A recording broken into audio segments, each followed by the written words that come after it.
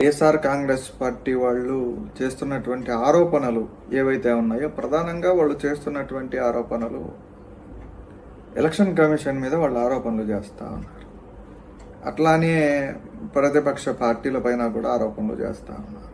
అంటే అధికార పార్టీలో ఉన్నటువంటి వాళ్ళు ఎన్నికలు సరిగ్గా జరగలేదు అని చెప్పి ప్రతిపక్షాల పైన ఎలక్షన్ కమిషన్ పైన ఆరోపణలు చేస్తూ ఉన్నారు.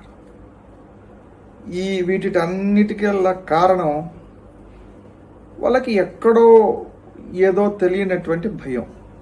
అంటే ఈ ఓటింగ్ పర్సంటేజ్ అనేది ఎక్కువ నమోదవటం, అట్లానే ఈ జరిగినటువంటి పరిణామాలు, ఎలక్షన్ ఏదైతే ఈ వారం 10 రోజుల నుంచి జరుగుతున్నటువంటి పరిణామాలు, వీటిటన్నిటి దృష్ట్యా కూడా వాళ్ళకి ఎక్కడో తెలియనటువంటి ఒక చిన్న భయం అనేది ఉంది.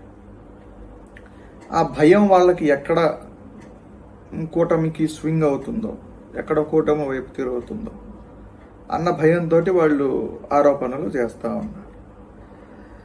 నిజంగా వైఎస్ఆర్ కాంగ్రెస్ పార్టీ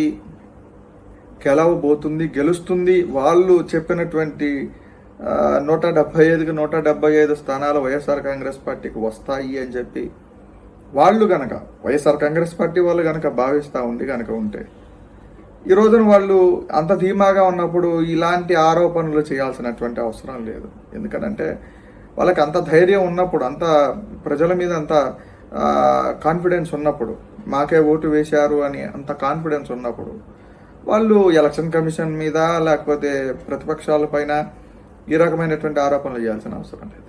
అంటే వాళ్ళకి ఎక్కడో తెలియనటువంటి భయం అనేది